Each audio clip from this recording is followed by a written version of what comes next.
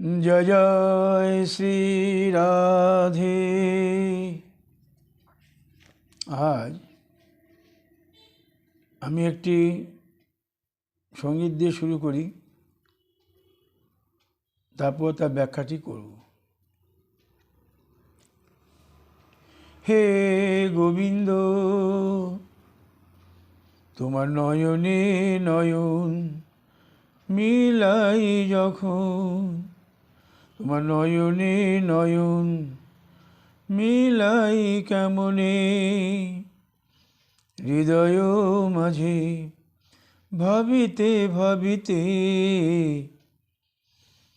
রসের নদী খেলিছে অন্তরে। তোমার নয়নে নয়ন মিলাই কেমনে, হৃদয় মাঝে ভাবিতে ভাবিতে রসের জোয়ার ভাটা খেলিছে অন্তরে। মধুর আনন্দে ভাসি হৃদয় মাঝে। হে গোবিন্দ, তোমার নয়নে নয়ন মিলাই কেমনে, হৃদয় মাঝে ভাবিতে ভাবিতে রসের জোয়ার ভাটা খেলিছে অন্তরে। মধুর আনন্দে ভাসি হৃদয় মাঝে। তব চরণ সুধায় মজিতে মজিতে রসের আস্বাদন আসে অন্তর মাঝে। তব বাঁশির সুর শুনিতে শুনিতে যুগল রূপ হেরিতে হেরিতে, তব চরণ সুধায় যাই আমি হারিয়ে। আমার দেহ মন প্রাণী দাও দোলা দিয়ে,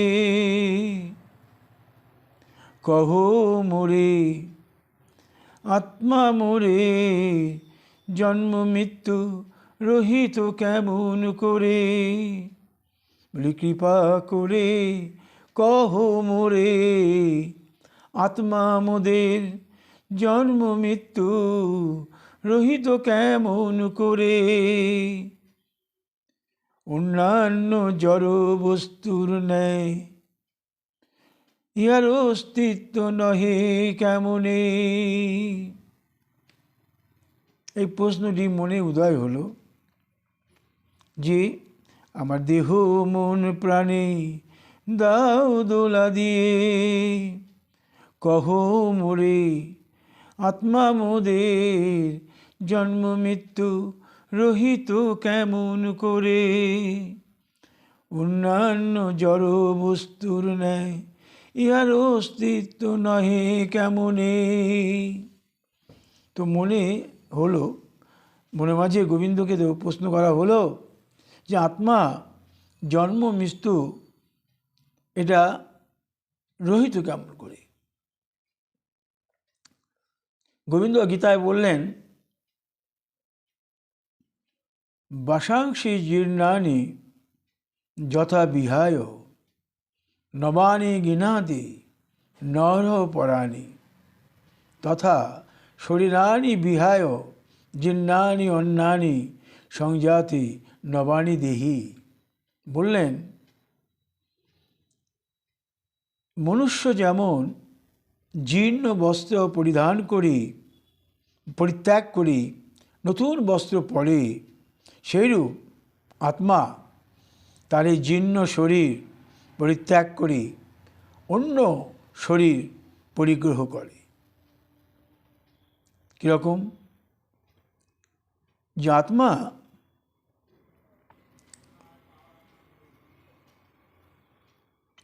চিত্রকেতু রাজা তার শত সহস্র রানী, কিন্তু তার দুঃখ পুত্র সন্তান ছিল না। নারদ এসে একদিন বললেন যে আপনি আপনার এই মনো অশান্তির কী কারণ?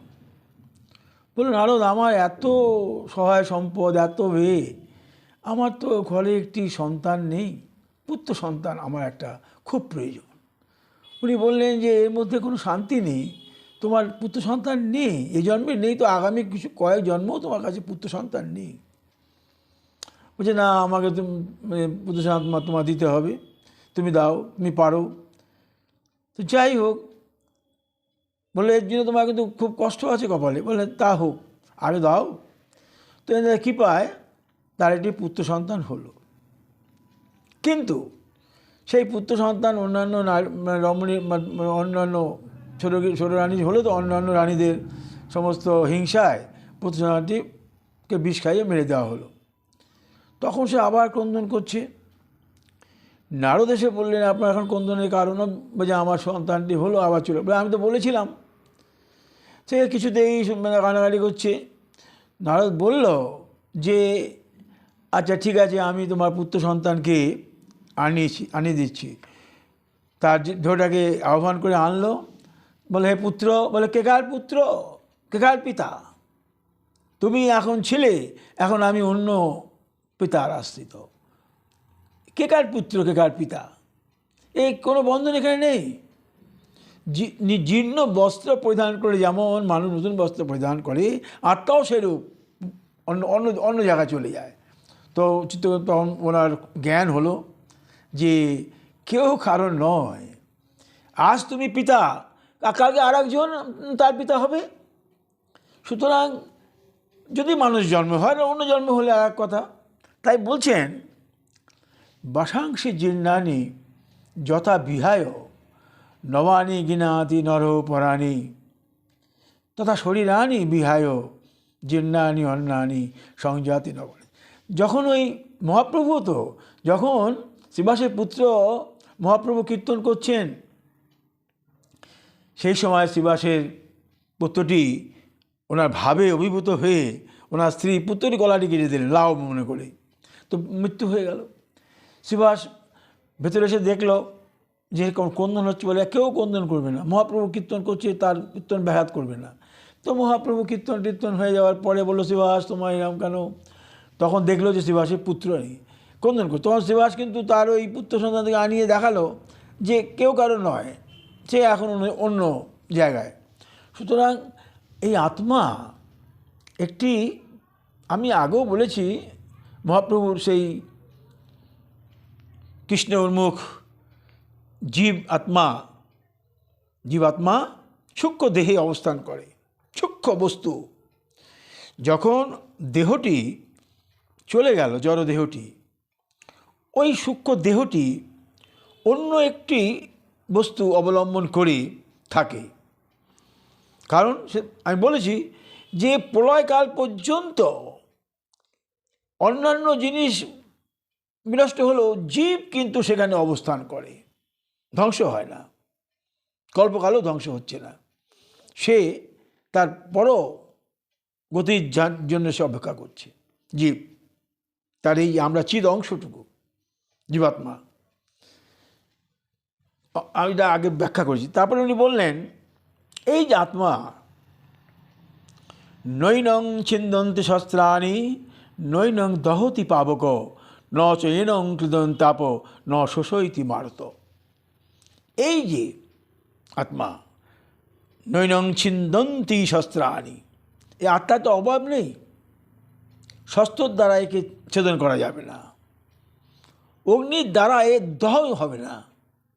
মানুষকে যখন পোড়ানো হয় ওটা কিন্তু কোনো কিছু হয় না, চলে অগ্নি তো ও কিছু হবে না। ন চৈনং ক্লেদন তাপ, একে তুমি আর্দ্র করতে পারবে না। আর ন শোষয়িত মারত, একে তুমি শুষ্ক করতে পারবে না। এই আত্মা অবিনশ্বর, শাশ্বত, নিত্য, সনাতন। তো তারপরে উনি বলছেন, এখানে বললেন নৈনং ছিন্দন্তি শস্ত্রাণি নৈনং দহতি পাবক ন চৈনং ক্লেদন তাপ ন শোষয়তি মারত। অগ্নিতেও দগ্ধ হবে না, শস্ত্রেও কাটবে না, এ জলেও ভিজবে না বা শুষ্কও হবে না, তাই বললেন। তারপরে উনি বললেন অচ্ছেদ্যয়ম অদার্যয়ম অক্লেদ্যয়ম অশেষ্য এব চ নিত্যং সর্বগত স্থানরচলয়ং সনাতন। বললেন যে আত্মা অচ্ছেদ্য, বিচ্ছিন্ন করা যায় না। এই আত্মা অধার্য, একে ধার্য করা যায় না। একে অক্লেদ্য, একে তুমি ভেজাতে পারবে না। এই অশেষ্য, একে শোষণ করতে পারবে না। হ্যাঁ, তাই বললেন অচ্ছেদ্য অয়ম অদার্য অয়ম অক্লেদ্য অয়ম অশেষ্য এব চ নিত্যং সর্বগত স্থানরচং সনাতন। নিত্যং সর্বগত শাশ্বত, স্থানু মানে স্থির, অচল অয়ং অচল, সনাতন শাশ্বত। এই আত্মা, একে ছেদ করতে পারবে না কেউ, বিচ্ছিন্ন করতে পারবে না। এই আত্মা অদার্য, এদের অদার্য করা যাবে, দাহ্য করা যাবে না, একে শোষণ করা যাবে না। এটা নিত্য, শাশ্বত, স্থির, অচল, সনাতন এই আত্মা। তারপর উনি বললেন অব্যক্ত অয়ম অচিন্ত অয়ম অবিকার্য অয়ম উচ্চতে। এটা চিন্তারহিত। এই আত্মা অচিন্ত, চিন্তারহিত। অচিন্ত অয়ম অব্যক্ত অয়ম, একে তুমি ব্যক্ত করতে পারবে না। আর অচিন্ত অয়ম অবিকার্য অয়ম, এ বিকার রহিত এই আত্মা। এই আত্মা আগে কি ছিল পরে বলবেন জানি না, এখন কি জানি, পরে কি আছে তাও জানবো না। এটা বিকার রহিত আত্মা। এই আত্মা অচ্ছেদ্য অধার্য অক্লেদ্য অশেষ্য নিত্য সর্বব্যাপী শাশ্বত সনাতন এই আত্মা। এই আত্মা কি বস্তু গোবিন্দ ব্যাখ্যা করছেন দেখুন। প্রথম তো বললেন ব্যাসাংশে জীর্ণানি, মানুষ যেমন জীর্ণ বস্ত্র পরিধান করে বা নতুন বস্ত্র পরিধান করে পুরনো বস্ত্র ছেড়ে দেয়, তেমনি এও নবানী গৃহ্ণাতি, নবীন বস্ত্র গ্রহণ করে নরপরাণী। যেমন তেমনি এও নতুন বস্ত্র গ্রহণ করে। ব্যাসাংশে জীর্ণানি যথা বিহায় নবানী গৃহ্ণানি নরপরাণী তথা শরীরানি বিহায় জীর্ণানি অন্যানি সংজাতি নবানী দেহি। নৈনং ছিন্দন্তি শস্ত্রাণি নৈনং দহতি পাবক নচ এনং ক্লেদন তাপ নশোষয়তি মাহাত। অচ্ছেদ্যয়ম বক্তয়ং অচিন্তয়ং অশস্য এব চ নিত্যং সর্বগতং স্থানু অচলয়ং সনাতন। অব্যক্তয়ম অচিন্তয়ম অবিকার্যয়ম উচ্যতে তস্মাদেবং বিদিত্তেন নশোচয়তি মাহাত। এইটা জেনে তুমি তোমার শোক করা উচিত নয়। তাই বললেন অথচৈনং নিত্য জাতং নিত্যং বা মনুষ্যে মৃত্যং, যে নিত্য জন্মে, নিত্যং বা মনুষ্য মৃতম, নিত্য মরণশীল, মরে যায়, তথাপি তং মহাবাহ ন সচিব, তুমি শোক করো না। তুমি যদি এটা মনে করো যে আত্মার নিত্য জন্মে এবং নিত্য মরে যায়, এটা যদি ভাবো, তথাপি তং মহাবাহ তোমার নৈনং সচিতু মহর্ষি, তোমার কিন্তু শোক করা উচিত নয়। প্রথমে বললেন অবক্তয়ম অচিন্তয়ম অবিকার্যয়ম, বলে দিলেন তস্মাৎ এবং বিদিত্তেন, এটা জেনে তোমাকে শোক করা উচিত নয়। যেটা আগে বললেন তো তোমার অচ্ছেদ্যয়ম অধার্যয়ম অক্লেদ্যয়ম অশেষ এব চ নিত্যং স্থানরচং অচলং সনাতন। তারপরে বললেন যে এটা তুমি যদি জানো যে অথচ এনং নিত্যং জাতং নিত্য মানুষের মৃত, তুমি যদি মনে করো আত্মা নিত্য জন্মাচ্ছে নিত্য মরছে, তাও তোমার শোক করা উচিত নয়। এটা তো প্রথম বলে দিলেন অচ্ছেদ্যয়ম অক্লেদ্যয়ম অশেষ এয়ম এবচ নিত্য সনাতন অচল সনাতন। তারা বললেন অব্যক্তয়ম অচিন্তয়ম অবিকার্যয়ম এবচ তস্মাৎ এবং এরা জেনেও তোমার শোক করা উচিত নয়। আর তুমি যদি মনে করো যে এটা নিত্য জন্মায় নিত্য মরে, তাও তোমার শোক করা উচিত নয়। এরপরের শ্লোকে বললেন অথচ অথচ নেয়নং নিত্যং জাতং নিত্যং বা মনস্যে মৃতং তথাপি ন মহাবাহ নৈব সচিত নৈনং সচিতমসি, এর জন্যও তোমার শোক করা উচিত নয়। জাতস্য ধ্রুব মৃত্যু মৃত্যুং ধূম জন্ম অমিতস্যত। জন্মালে মরতে হবে, মরিলে জনম, যেমন বলা হয় বাংলায়। তিনি বলছেন জাতস্য হি ধ্রুব মৃত্যু, প্রত্যেক মানুষেরই ধ্রুব মৃত্যু, মৃত্যু সত্য। ধ্রুবং জন্ম মৃতস্যত, এবং মৃতের আবার জন্ম হবে, এটাও সত্য। তস্মাৎ অপরিহার্য অর্থে ন তং শোচিতুমর্ষি, এটা জেনেও তোমার শোক করা উচিত নয়। তুমি যদি জানো জন্মিলে মরিতে হবে, মরিলে জনম, মৃত্যু ধ্রুব, জন্ম ধ্রুব সত্য, তাহলে তুমি শোক করছো কেন? শোক এ জেনেও তোমার শোক করা উচিত নয়। এরপরে কত মহৎ কথা, অব্যক্ত দানি ভূতানি ব্যক্ত মধ্যানি চ অব্যক্ত নিধন নেব তত্ত্বকা পরিবেদনা। বলছেন অব্যক্ত দানি ভূতানি, আগে আমি কি ছিলাম জানি না। যারা মহৎগণ, ভীষ্ম যেমন 100 জন্ম জানত, ভীষ্ম 100 জন্ম জেনেছিলেন, সেটা মহতের ব্যাপার। তারা সেই জন্য তিনি ভীষ্ম, নিজের মৃত্যু নিজের কাছে বশীভূত। তিনি 100 জন্ম জানতেন। বললেন গোবিন্দকে, আমি তো 100 জন্ম পর্যন্ত জানি, আমি তো কোনো পাপ করিনি, তাই আমার স্বরেখা থেকে মৃত্যু হলো, স্বরের উপর শুয়ে আছি আমি কেন? উনি তো সমাজ ওইভাবে ছিল, উত্তরায়ণে মরবো, উনি তো মৃত্যু তো ওনার নিজের হাতে, তা আমি কেন স্বরের উপর শুয়ে আছি? গোবিন্দ বললেন তুমি 101 জন্মে একটি সর্পকে ধনুক দিয়ে তুমি কাটা বৃক্ষের মধ্যে ফেলে দিয়েছিলে, সাপটি কষ্ট পেয়েছিল, সেটাই তুমি ভোগ করছো এখন। দেখুন, ভোগ কখনো যাবে না। এটি পিঁপড়ে মারুন, একটি কুকুর মারুন, কি একটি পশু মারুন, বা যা কিছু করুন, এটার কর্ম প্রারব্ধ ভোগ করতেই হবে। অন্যায় করলে ভোগ করতেই হবে, অন্যায় পাপ আচরণ যদি করো, মিথ্যা আচরণ যদি করো, ভোগ করতেই হবে। মিথ্যা করে চটক বাক্য দিয়ে লোককে ভুলিয়ে তুমি একটু কিছু করে নিলে, এ অসম্ভব। গোবিন্দের কাছে এর কোনো ক্ষমা নেই।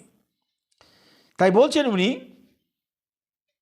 জাতস্য ধ্রুব মৃত্যু ধ্রুবং জন্ম মৃতস্য চ তস্মাৎ অপরিহার্য অর্থে নতং শোচিতুমর্ষি। তুমি যদি জানো যে মৃত্যু সত্য, জন্ম সত্য, এ জেনেও তোমার শোক করা উচিত নয়। অব্যক্ত দানি ভূতানি ব্যক্ত মধ্যানি ভারত অব্যক্ত নিধনন চৈব তত্ত্বকা পরিবেদনা। বলছেন আমি আগে আমার কি ছিলাম অব্যক্ত, আমি এখন চলছি এটা ব্যক্ত। আমি জানি আমি কী করছি, এটা আমি, এটা কাছে আমার কাছে ব্যক্ত, আমার পরে কি হবে সেটি অব্যক্ত। তাহলে এইটা জেনে তুমি কেন শোক করছো? শোক করা উচিত নয়। এই যে আবার উনি বললেন আশ্চর্যবৎ পশ্যন্তি কশ্চিদেন মা আশ্চর্যবৎ বদতি তথৈব চান্নং। কেউ কেউ মনে করেন এটা একটা আশ্চর্য। তুমি যদি আশ্চর্য মনে করো যে আশ্চর্যবৎ পশ্যন্তি কশ্চিদেন, কেউ কেউ মনে করে এটা আশ্চর্য। মা আশ্চর্যবৎ বদতি ন আশ্চর্যবৎ তথৈব চান্নং আশ্চর্য বচন নৈব শূন্যতি শ্রুতা পেনং বেদনা চৈব কশ্চিৎ। বলছেন যে যদি মনে করো যে আত্মা আশ্চর্যবোধ কিছু, আর আশ্চর্যবোধ কিছু বলে কেউ বর্ণনা করেন, বা কেউ আশ্চর্যবোধ কিছু এই প্রকার ভাবেন, কেউ তো এর পরিপূর্ণ বিশ্লেষণ গোবিন্দ ছাড়া কেউ জানেন না যে আত্মার পরিণতি কী হবে। তাহলে আমরা কি, কেউ যদি মনে করে এটা আশ্চর্যবোধ কিছু ভাবেন, আর কেউ যদি মনে করেন যে এটি আশ্চর্যবোধ বলে কিছু বর্ণনা করেন, আর কেউ যদি মনে করেন আশ্চর্যবোধ বলে কিছু ভাবেন, বোধ করেন, তাহলে এই প্রকার কেউ যদি মনে করেন যে আশ্চর্যবোধ মানে সবার কাছে এটা আশ্চর্য, যদি কেউ মনে করেন এটা আশ্চর্যবোধ, আশ্চর্যবোধ পশ্যতি, যদি কেউ মনে করেন দেখেন যেটা আশ্চর্যবোধ, পশ্যতি দেখলো আশ্চর্যবোধ, মা আশ্চর্যবোধ বদতি, কেউ মনে করেন এটা আশ্চর্যবোধ বলে বর্ণনা করেন, বা কেউ আশ্চর্যবোধ বচন নৈব শৃণোতি, কেউ আশ্চর্যবোধ বলে কিছু সম্বোধন করে থাকেন। এ কোনোটাই শ্রুতাপেনং না বর্ষতি, এ কোনোটাতেই তোমার শোক করা উচিত নয়। কেউ জানতে পারে না আত্মার গমনাগমন।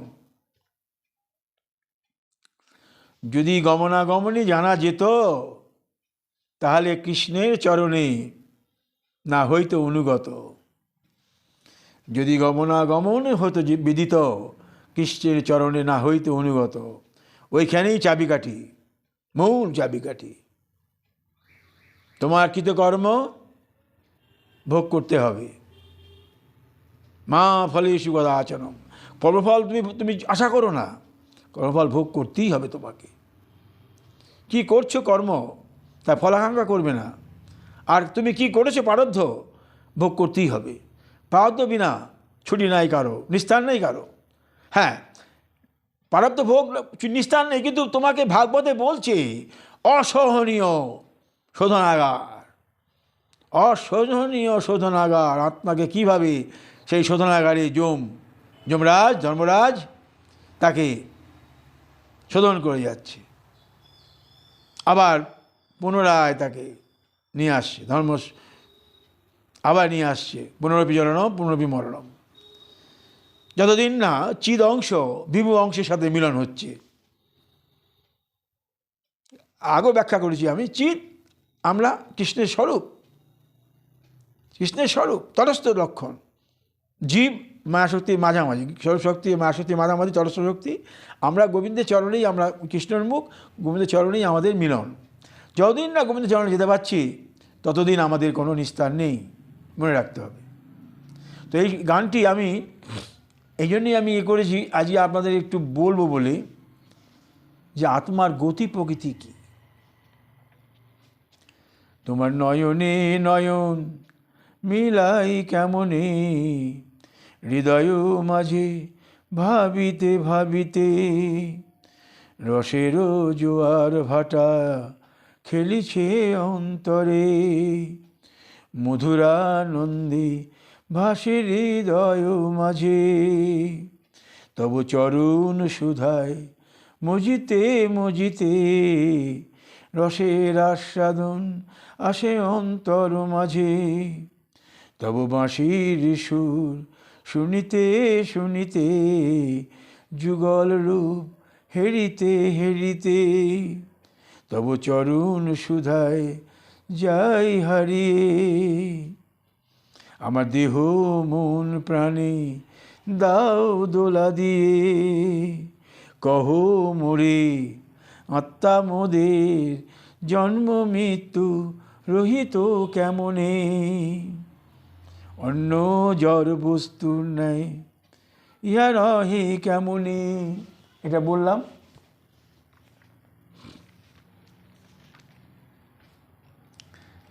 আরেকটি গান করি।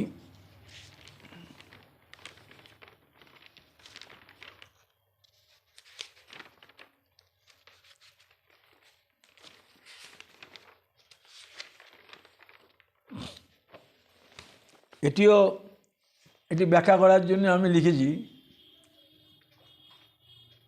গানগুলো লিখে আমি ব্যাখ্যা করার জন্যে। দিন পরিক্রমা সারি রবি গেলেন চলি,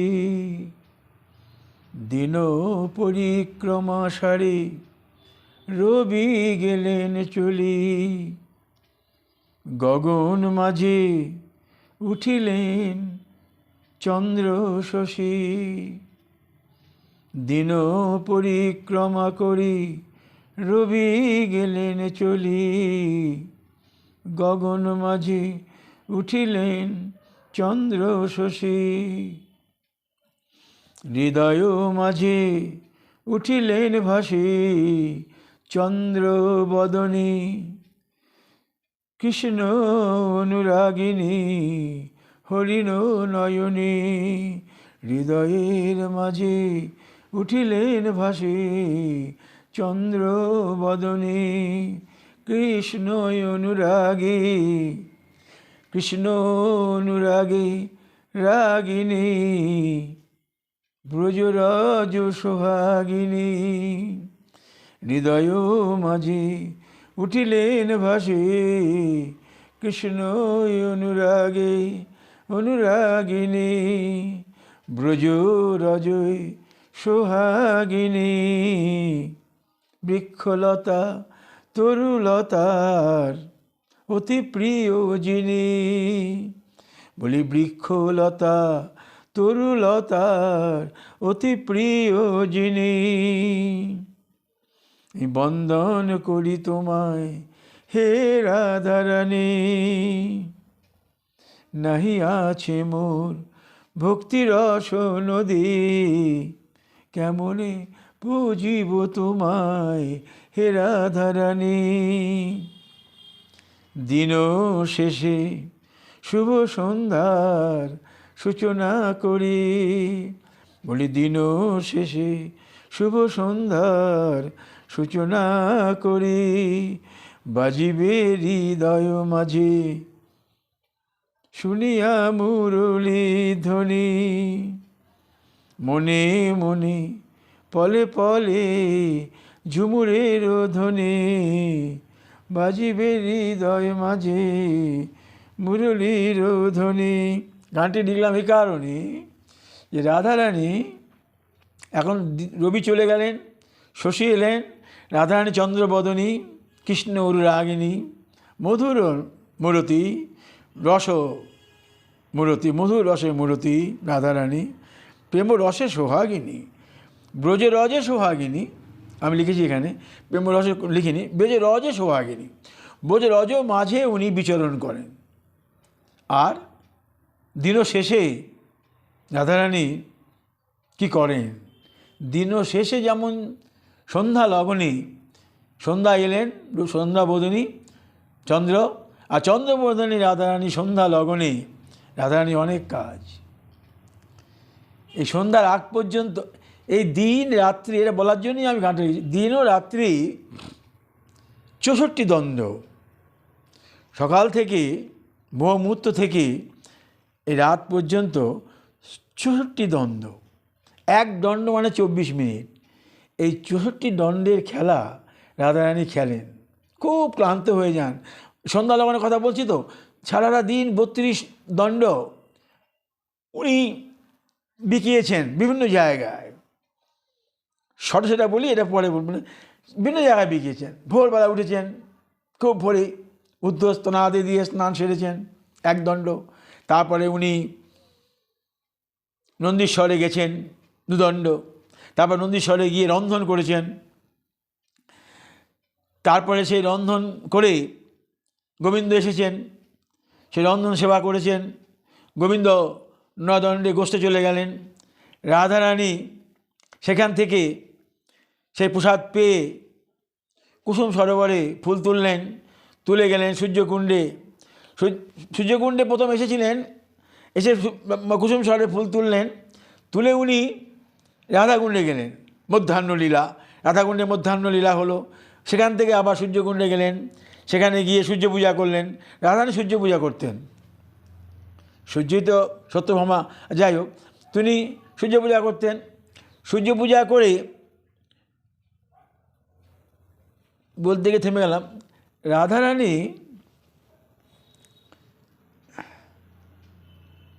দুর্বাসা মুনির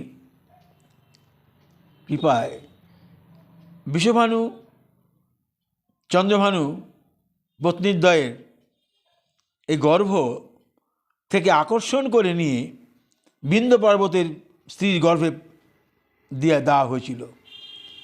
সেখান থেকে চন্দ্রাবলী পড়ে গেলেন, ভীষণ নিয়ে গেল, ওখান থেকে সূর্যতে গেলেন। তো রাধারানী সূর্য পূজা করতেন। তো সূর্য নিত্য পূজা করতেন, নিত্য।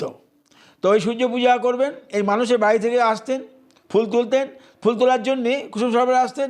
কুসুম সরোবর থেকে মধ্যাহ্নে যেতেন রাধাকুণ্ডে, রাধাকুণ্ডে উনি ওখান থেকে বিহার আস্বাদন যা কিছু করার সূর্য পূজা করে উনি বাড়ি যেতেন। বাড়ি যেয়ে আবার উনি সেই প্রসাদগুলো পাঠাতেন গোবিন্দর কাছে, গোবিন্দ থেকে প্রসাদ আসতেন। এই আসার পরে তুলসীকে পাঠিয়ে প্রসাদ নিয়ে আসতেন, প্রসাদ সেবন করতেন। এই তার 32 দণ্ড, উনি বিরামহীন 32 দণ্ড। এই যে রাধারানী রান্না করে পাঠান মা যশোদার কাছে, কেন? দুর্বাসা বলেছিলেন যে রাধারানীর হস্তের রান্না যিনি খাবেন তার দীর্ঘায়ু হবে। ওই মা যশোদা খালি রাধারানীকে নিয়ে এসে রান্না করায় গোপালকে খাওয়াতো। রাধারানী সবসময় রান্না করতেন, গোপাল খেত। এটা মা যশোদাকে বলেছিলেন যে রাধারানীর প্রসাদ যে পাবে সে দীর্ঘায়ু হবে। তো গোপালকে উনি মা যশোদা খাওয়াতেন, ওই রাধারানী ওখানে রান্না করতেন। তো এই সন্ধ্যা লগ্নে রাধারানী অনেক কাজ, আবার 32 দণ্ডের কাজ। উনি সন্ধ্যা লগ্নে উনি ওই যে তুলসী কাছ থেকে এলেন, ঠিক সন্ধ্যা পার হয়ে গেলেই রাধারানী করেন কি, শয়ন করেন। শয়ন করেন 1 দণ্ড 2 দণ্ড শয়ন করেন, 48 মিনিট শয়ন করেন। শয়ন করে তারপর উনি কী করেন, 2 দণ্ড রান্না করেন। রান্না করার পরে সখী সনে ভোজন করেন। 10 দণ্ডে এই ভোজন করেন, সখী সনে ভোজন করেন, গোবিন্দ প্রসাদটা পান 10 দণ্ডে। 10 দণ্ডে প্রসাদ পাওয়ার পরে ওনার হয় বিহার আস্বাদন, অভিসার করবেন উনি। 10 দণ্ডে অভিসার করেন। অভিসার করে উনি যাবেন সংকেতে, সেইখানে বিহার আস্বাদন হবে। সেখানে বিহার আস্বাদন হবে, ওখানে উনি সখীদের সঙ্গে বিহার আস্বাদন করবেন। করার পরে চন্দন সেবা করবেন, পুষ্প দিয়ে তাকে সজ্জিত করবেন, করে সখী সঙ্গে থাকবেন। থাকার পরে ওখান থেকে উনি যাবেন আবার সেই যেখানে মণি মন্দির রাস, ওখানে হবেন। ওখানে রাসে উনি হয়ে যাওয়ার পরে কুসুম যুদ্ধ হয়। কুসুম যুদ্ধের পরে আবার শয়ন, আবার শয়নের পরে আবার উঠবেন, ভোজন করে আবার শয়ন, তারপরে শয়ন 1 দণ্ড 2 দণ্ড শয়ন করেন, তারপর উনি আবার বাড়ি ফিরবেন। তো 32 দণ্ডের এই আস্বাদন রাধারানী এই সন্ধ্যাবেলায় করতে হয়। তো ওইখানে ওই গানটি আমি ওই জন্যই করেছি যে মনে মনে ক্ষণে ক্ষণে ঝুমুরের ধ্বনি বাজিবে হৃদয়ে মাঝে, মুরলীর ধ্বনি শুনি। সন্ধ্যার উত্তরে রায় 2 দণ্ড করে শয়ন, আর 2 দণ্ড করে রন্ধন, 4 দণ্ড হয়ে গেল। 6 দণ্ড পরে কৃষ্ণের প্রসাদ আসে। রন্ধন করলেই বাড়িতে পাঠায় মা যশোদার কাছে। এটা মা যশোদা ওই রাধারানীর প্রসাদটাই সেবা করায় গোপালের আয়ু বৃদ্ধির জন্যে। 6 দণ্ডে ভোজন করেন। ভোজনান্তে 3 দণ্ড শয়ন করেন। 10 দণ্ডে অভিসারে যান, আর 2 দণ্ড সেখানে যায়। তাই 12 দণ্ড সেখানে গিয়ে কৃষ্ণের দর্শন পেল। যেখানে অভিসার হবে, যেখানে যাবেন, 12 দণ্ডে কৃষ্ণ এলো, এই 12 দণ্ড। 1 দণ্ড মালা পান এ সমস্ত সেবন করে নিলে 13 দণ্ড। তারপরে 4 দণ্ড যায় ওই মালা টালা আস্বাদন, তিলক আস্বাদন করার পরে 17 দণ্ড পর্যন্ত, 4 দণ্ড পর্যন্ত ওনারা এই মধুর আলাপন, রস আলাপন সব সখীদের সঙ্গে কৃষ্ণ করেন। তারপরে 18 দণ্ডে করেন নিকুঞ্জ বিহার, নানা পুষ্পে নানা অলঙ্কারে বিহার করেন, এবং এতে তার 1 দণ্ড যায়। কুসুম ছুঁড়ে দেন, ফুল ছুঁড়ে দেন, কুসুম যুদ্ধ যাকে বলে। পুষ্পে পুষ্পে ছোড়াছুড়ি, পুষ্পে পুষ্পে জড়াজড়ি, পুষ্পে পুষ্পে মালা দেয়া নেয়া, এই যে কুসুম যুদ্ধটা হয়, ক্রীড়া হয়, এই ক্রীড়াটি করেন উনি 1 দণ্ড। তাহলে এখানে হলো তোমার 19 দণ্ড। এবার 20 দণ্ডে করেন ভোজন। ভোজন করেন 20 দণ্ড, এবং তারপরে 4 দণ্ডে যায় রতি রসের আস্বাদন। 20 দণ্ডের পরে 2 দণ্ড উনি শয়ন করে আবার 4 দণ্ড রতি আস্বাদন করেন করে 26 দণ্ড 2 দণ্ড শয়ন করেন। তো 24 আর 2 26। এই 2 দণ্ড শয়ন করার পর এবার উনি চলে যাবেন ঘরে। এই 48 মিনিট 2 দণ্ড রোদন, কৃষ্ণের বিদায়, সখীদের রোদন, বিলাপ, এই কথাবার্তায় 48 মিনিট চলে গেল। তাহলে হয়ে গেল তোমার 28 দণ্ড। 28 দণ্ডের পরে রাধারানী জাবটে আসবেন মণিমন্দির থেকে, তাহলে লাগলো 2 দণ্ড 48 মিনিট, তাহলে 40। এইখানে কথা হচ্ছে যে আমরা সূর্যকুণ্ড থেকে রাধারানী জাবটে যেতে কত সময় লাগে? রাধারানী কী করে 2 দণ্ডে চলে যাচ্ছেন? যোগমায়া। কারণ অষ্টদল পদ্ম থাকে, সেই পদ্মটা এইরকমভাবে আবরিত হয়ে যায়, অর্থাৎ সংকুচিত হয়ে যায়, যোগমায়ার কারণ। এইভাবে ওনারা যেতে পারেন। বাড়িতে আসলেন 2 দণ্ড, তাই 30 দণ্ড, তারপরে 2 দণ্ড উনি নিদ্রা যান ভোরে। এই 32 দণ্ড ভরে গেল। আর এই মানে তোমার রাত্রি হলো, এর আগে 32 দণ্ড বলেছি। এই 64 দণ্ড রাধারানীর নিত্য বিহার, নিত্য। এবং রাধা এই লীলাস্মরণ নিত্য করতে হয়। আর রাধারানীর প্রেমভাব আস্বাদন করতে গেলে এই যে গোবিন্দের সঙ্গে তার বিহার মানুষ নয়নে আস্বাদন করতে হবে, চিন্ময় দেহের আস্বাদন, এই যে শয়ন মধুর আস্বাদন সম্ভব, এটা আমাদের মতো নয়। প্রেমের আস্বাদন, চিন্ময় দেহের আস্বাদন, মধুর মিলন, মধুর রসের আস্বাদন, আনন্দময় আস্বাদন, গোপীদের সম্মুখে আস্বাদন, গোপীদের সম্মুখে হয় আস্বাদন। এই রসাস্বাদন প্রেম ভরে যদি করিতে পারো পান, হৃদয় রসপাত্রটি হইবে তোমার মধুর রসের আস্বাদন। এটা মনে করতে হবে যে আমাদের মতো নয়, প্রাকৃত সম্ভব নয়, অপ্রাকৃত চিন্ময় দেহ, যে দেহে কাটলে রক্ত বেরোচ্ছিল চিন্ময়। আর রাধারানীদের তখন বয়স কত, 5 থেকে 11, 6 বছর। এই আস্বাদন, মধুর রসের আস্বাদন, এর মধ্যে কামের কোনো বস্তু অবলম্বন করে না। গোপী প্রেম মধ্যে কামের কোনো বস্তুর গন্ধ মাত্র নেই।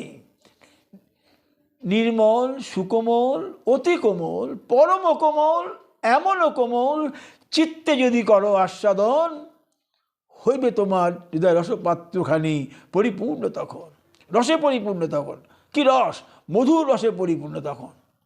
রস বিভিন্ন রকম আছে, বিরহ রস, করুণ রস, মধুর করুণ রস, মধুর বিরহ রস।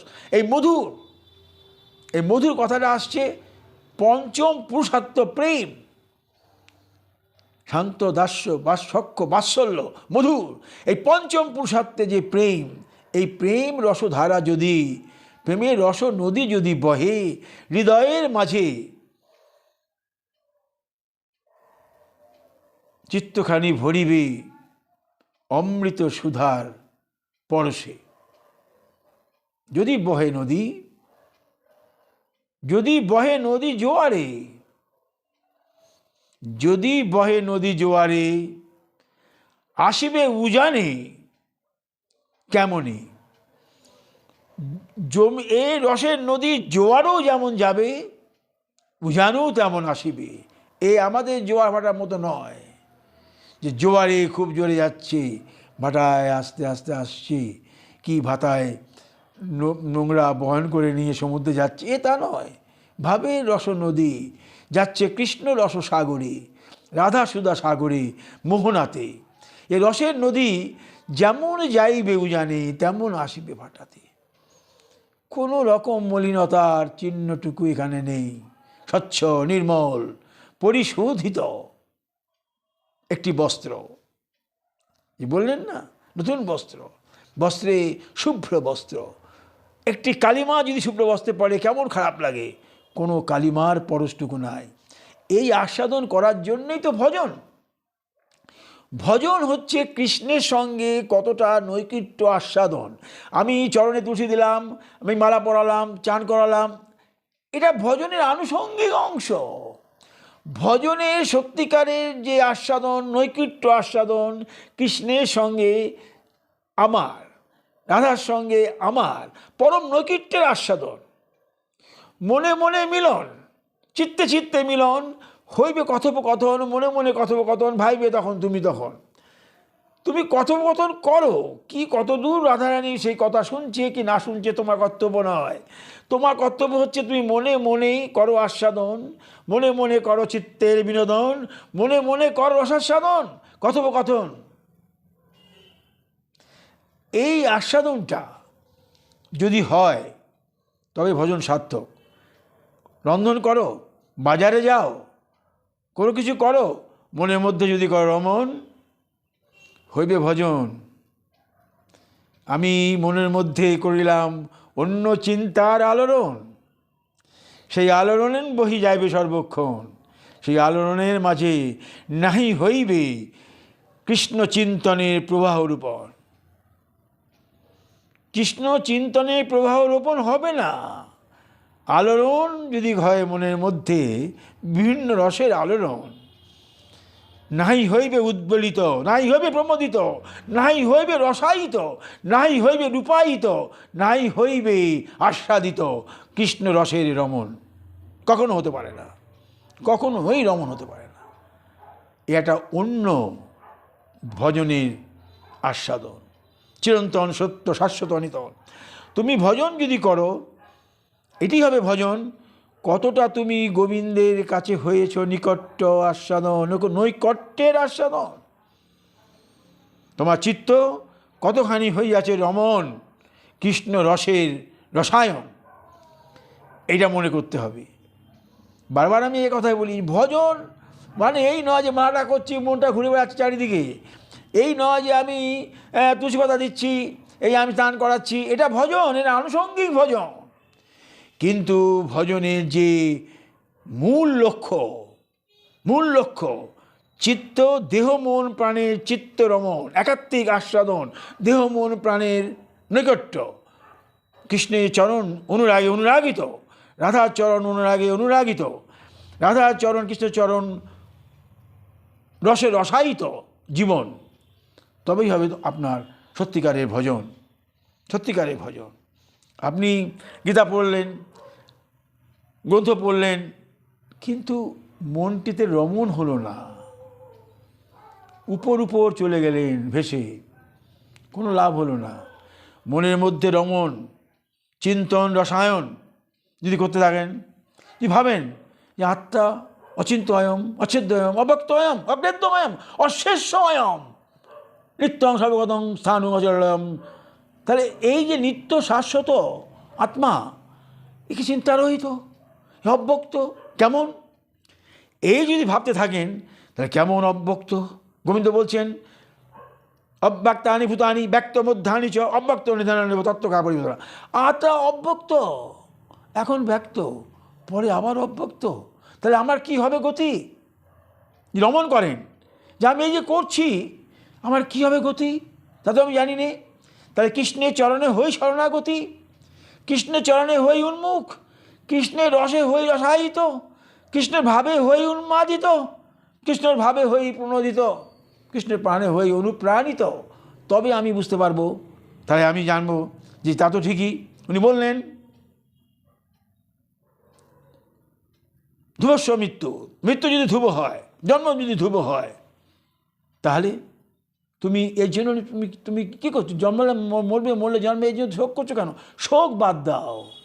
শোক বাদ দিয়ে তিতাব জ্বালা যন্ত্রণাকে দূরে রেখে, শোক বাদ দিয়ে তিতাব জ্বালা যা আসবে দূরে রেখে, মনকে একাগ্র চিত্তে যতটুকু পারা যায়, একাগ্র চিত্তে এই সংসারের বন্ধন থেকে মুক্ত হয়ে, সংসারের বন্ধন যখন তুমি ভজন করবে তখন সেই বন্ধন চিন্তা করলে হবে না। একাগ্র চিত্তে নিয়মিতভাবে যদি করা যায়, 1 ঘন্টা হোক, 8 ঘন্টা হোক, রসাস্বাদন, কৃষ্ণ রসের আস্বাদন, কৃষ্ণভাবে নিজের রূপায়ণ, কৃষ্ণ রূপে যদি করি আমি মনটিকে রূপায়ণ, তা চরণ রসে করি যদি আমি আমার মনটিকে নিত্য স্নাত, তাহলে আমি পাবো আমার সেই অভিপ্রেত বস্তু। স্নাত হই, তাই তো পাবো আমি অভিপ্রেত। তাহলে অভিপ্রেত বস্তু কি? গোবিন্দের চরণ। এই গোবিন্দের চরণ আমার পেতে গেলে নিত্য মনন, নিত্য স্মরণ, নিত্য আস্বাদন, নিত্য গুরু চরণ আশ্রয় করে আস্বাদন।